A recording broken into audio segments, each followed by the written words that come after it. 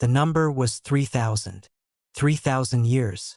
That was the gap that stopped me. Not in a textbook, not in a lecture hall, but scrawled in pencil in the margin of a photocopied survey report I found buried inside a regional archive in southeastern Turkey. Someone had underlined it twice and written nothing else. No explanation, no name, just a number that, once I started pulling on the thread attached to it, unraveled more than I was prepared to find. Because here's what no one tells you when you begin studying ancient urban centers: the timeline of human civilization we've all inherited, the one that runs cleanly from Mesopotamian river towns to Greek city-states to Roman order, was assembled almost entirely from what survived destruction, not from what existed before it. And what existed before it may be the more important story. I spent the better part of 3 months trying to understand why 7 specific ancient cities, each one sophisticated, each one documented in fragments, each one geographically significant, vanished from the archaeological record with a completeness that stretches coincidence past its reasonable limits. What I found was not a conspiracy. I want to be clear about that. What I found was a pattern, a repeating architecture of erasure, replacement, and reframing that appears in the historical record with a frequency that deserves more than the silence it has received. So let me walk you through it. All of it. The official story goes like this. Human civilization emerged in recognizable form roughly 5,000 to 6,000 years ago, give or take, in the river valleys of Mesopotamia and along the Nile. Writing appeared. Agriculture consolidated. Cities formed. Trade routes opened. Empires rose and fell in the predictable cadence that historians since Gibbon have described as the natural rhythm of human ambition. That's not wrong exactly, but it is, and I want to be precise here, radically incomplete. The archaeological consensus, as of the last 3 decades, has quietly expanded the envelope of organized human settlement by thousands of years in directions that the popular historical imagination has barely registered. Sites like Göbekli Tepe in Turkey, a complex of massive carved stone pillars built by hunter-gatherers around 9,600 BCE, predating agriculture, have already forced a partial revision of the standard timeline. What they haven't forced, not yet, is the harder question. If we missed Göbekli Tepe for this long, sitting in plain sight on a hilltop in one of the most archaeologically surveyed regions on Earth, what else have we missed? And, more specifically, what were we not looking for? That question led me to 7 cities. Or rather, to 7 locations where cities appear to have once stood, where the physical evidence of sophisticated, large-scale human organization existed, and where that evidence has either been destroyed, reclassified, buried beneath modern construction, or simply not followed to its logical conclusion. I found this while researching something else entirely. Let's start with the numbers. The first city I want to talk about isn't a city most people would recognize by name. It's a site called Çatalhöyük in south-central Anatolia, modern Turkey. And while it's not entirely unknown to archaeologists, what's known about it publicly barely scratches what the site actually contains. Çatalhöyük was occupied, the best current evidence suggests, from roughly 7,500 BCE to 5,700 BCE. Almost 2,000 years of continuous urban habitation. At its peak, it housed somewhere between 5,000 and 10,000 people in a dense, architecturally organized settlement with no streets. Residents moved across rooftops, entering their homes through holes in the ceiling. The walls of these homes were covered in elaborate murals, geometric patterns, hunting scenes, figures that art historians have described carefully as symbolic, which is the word we use when we don't have a framework for what we're actually looking at. The part that keeps me up at night isn't the murals. It's the timeline of what surrounded Çatalhöyük in that same window of time. Because if you pull back the geographic lens and look at the broader region between 700 and 500 BCE, something becomes apparent that the textbook summaries don't foreground. There were not 1 or 2 organized settlements in this region. There were dozens. And most of the locations where we have physical evidence of their existence, have been either under-excavated to the point of meaninglessness, built over by modern cities, or investigated briefly and then abandoned when the funding ran out. That's not a conspiracy. That's resource allocation. But the effect is the same.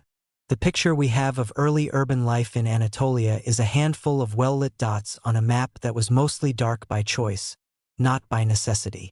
Speaking of Anatolia, there's a site in the Konya Plain that I want to linger on.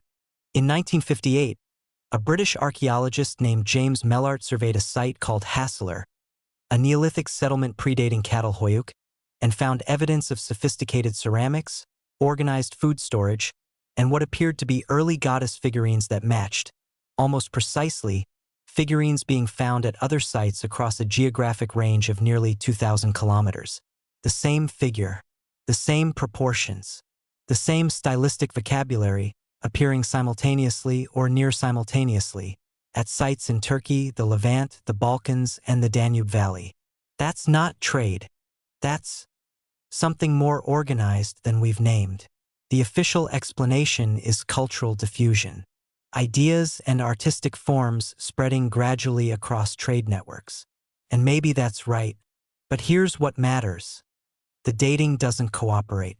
When you lay out the chronological sequence of these figurines across the sites where they've been found, there is no clear point of origin. There's no site where they appear first and then spread outward. They appear, the best available dating suggests, nearly simultaneously across a range that, at the pace of Neolithic travel, would have taken generations to traverse. That's not what diffusion looks like. Which brings me to the problem of the cities themselves.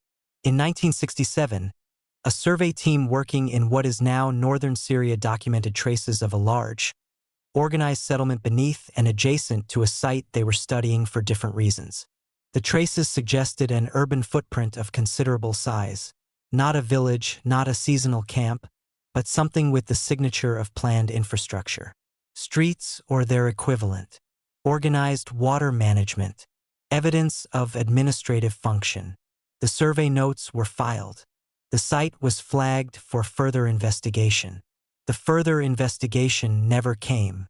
I know this because I spent 2 weeks trying to trace the documentation chain. The original survey notes exist. They're held at an institution I won't name here for reasons that will become apparent. But the follow-up reports that should have been generated never were. There's a gap in the record. Not a dramatic gap. Not a locked filing cabinet or a redacted document. Just a silence. A thread that runs to an edge and stops. No one picks it up. The timing is almost theatrical.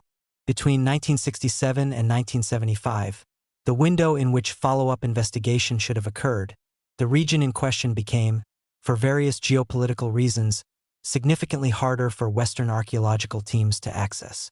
By the time access improved, the development that had occurred above and adjacent to the original survey site had made serious excavation impractical. Maybe that was coincidence. But let me show you how many times that sentence appears in this story. Let me be fair to the official narrative for a moment. Archaeology is genuinely difficult. Sites get lost not because of suppression but because of money, politics, institutional inertia, the deaths of principal investigators whose notes no one properly archived, the collapse of funding bodies, wars, and the simple fact that the earth is large and archaeology is slow. The discipline has consistently underestimated the complexity of early human organization, not out of bad faith, but because the tools and frameworks for recognizing that complexity took a long time to develop. That's real. That deserves acknowledgement. But the pattern I'm describing isn't about any single site. It's about the structural repetition of a specific sequence across 7 distinct locations. Discovery, preliminary documentation, flagged for follow-up interrupted by external event, site rendered inaccessible or destroyed, record sealed, reclassified, or simply not updated. 7 times. And in each case, this is the part one keep returning to. What the preliminary evidence suggested was not a minor settlement. It was something that, if excavated fully, would have required significant revision of the accepted timeline for organized urban life in that region. City number 3 brings us to Pakistan, and to a name that more people should know, Mohenjo-Daro. Unlike the sites I've described so far, Mohenjo-Daro is famous. It's well documented. It's included in school curricula.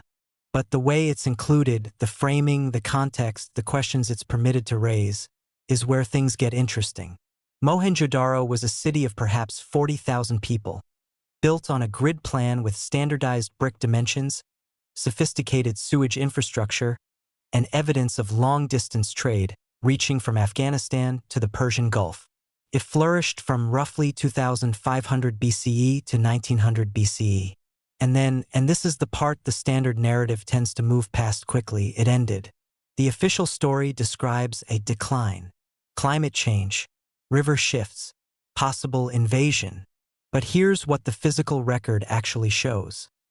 A city that, at the stratum corresponding to its final phase of occupation, contains evidence of unburied bodies in the streets. Bodies in positions suggesting they were not given funerary attention. Bodies found in groups, in doorways, on staircases. The archaeologist who first documented this evidence, Ernest Mackay, writing in the 1930s, described the scene as a great massacre. Later interpretations have challenged that framing. The bodies may have accumulated over time rather than representing a single catastrophic event. That may be right. I'm not a forensic archaeologist. But here's what no one explains. The script used at Mohenjo-Daro, the Indus script, found on thousands of seals and tablets across the Indus Valley civilization, has never been deciphered, despite being one of the most studied undeciphered writing systems in the world. Despite the existence of a bilingual inscription that should, by analogy with the Rosetta Stone, provide a key for at least partial decipherment. A writing system used by a civilization of millions of people, across a geographic range larger than ancient Egypt and Mesopotamia combined, that we cannot read. After a century of trying, maybe I'm seeing patterns where none exist. But the Indus script isn't alone. The pattern of undeciphered or destroyed writing systems keeps appearing. Linear A, the script of the Minoan civilization of ancient Crete, has never been deciphered. The civilization that used it, which predates classical Greek culture by over 1,000 years and appears to have had sophisticated urban organization and long-distance trade connections, ends around 1450 BCE under circumstances that remain contested. The palace centers at Knossos, Phaistos, and Akrotiri were destroyed. The administrative records, the tablets in Linear A that would tell us, among other things, what the Minoans called themselves and what they believed, survive only in fragments. The destruction of Akrotiri on the island of Thera, modern Santorini, deserves particular attention. The site was buried by a volcanic eruption around 1600 BCE, an event now understood to have been one of the largest volcanic explosions of the Holocene. The eruption didn't just destroy Akrotiri. The climate disruption it caused rippled across the eastern Mediterranean and, many researchers argue, contributed to the collapse of Bronze Age palace economies across the region. One event. 7 connected civilizational systems affected. A writing system lost. A timeline reset. The timing is almost theatrical. Speaking of reset timelines, there's a third category of erasure that I haven't addressed yet. The cities that were actively built over. In 1968, excavations beneath the Church of the Nativity in Bethlehem, one of the most significant religious sites on Earth, uncovered structural remains dating to the 2nd century BCE and, beneath those, traces of what appeared to be even earlier organized settlement. The excavation was halted. The site was not made available for further investigation. The remains were reburied. I'm not suggesting this was done to hide evidence of anything specific. Religious and political sensitivity around the Church of the Nativity is extreme and legitimate. But the effect, whatever the intention, was that the physical record of whatever existed at that location before the structures we know was sealed, literally, beneath the most visited pilgrimage site in the Christian world. That archive is still there, sitting beneath 20 centuries of accumulated significance. The same is true, to varying degrees, beneath the Temple Mount in Jerusalem, beneath the Old City of Rome, beneath Mecca, beneath Istanbul. Every city that has been continuously inhabited for more than 2,000 years contains, in its substrata, evidence of whatever came before it. Most of that evidence will never be systematically excavated. not because anyone decided to suppress it, but because the cities above it are too important, too politically sensitive, too continuously inhabited to allow the kind of access that thorough archaeological investigation requires. The archive exists. We simply cannot reach it. Let me be specific about destruction, because there's a difference between evidence that's inaccessible and evidence that's been removed.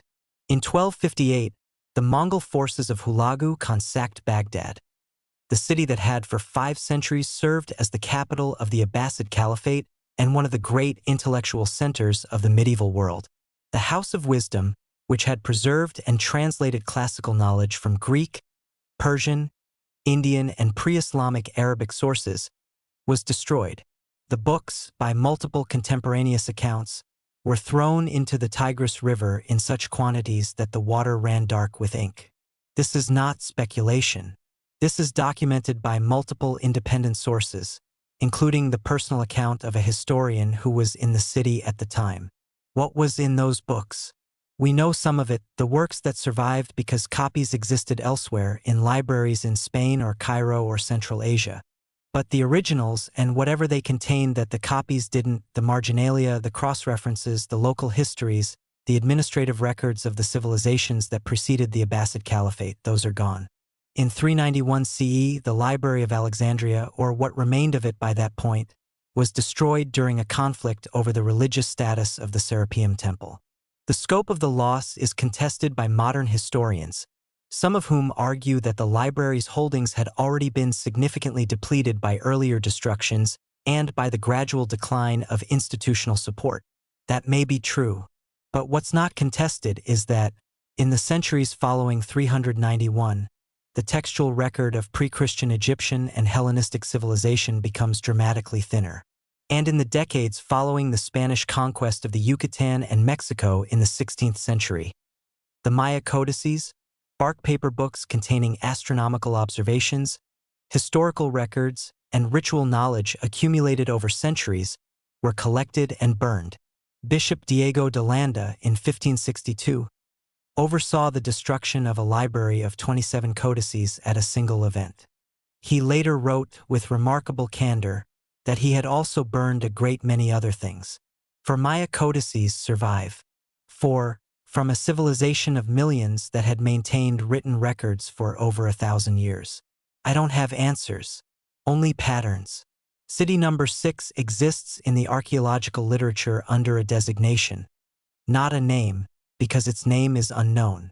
In the 1970s and 1980s, survey work in the interior of the Arabian Peninsula, a region that receives less archaeological attention than it deserves, partly because of access restrictions and partly because the dominant assumption had been that the peninsula's arid interior was too hostile to support major urban development in antiquity, documented traces of what appeared to be a substantial organized settlement in the region known as the Rub al-Khali, the empty quarter. The empty quarter is not, as it turns out, entirely empty.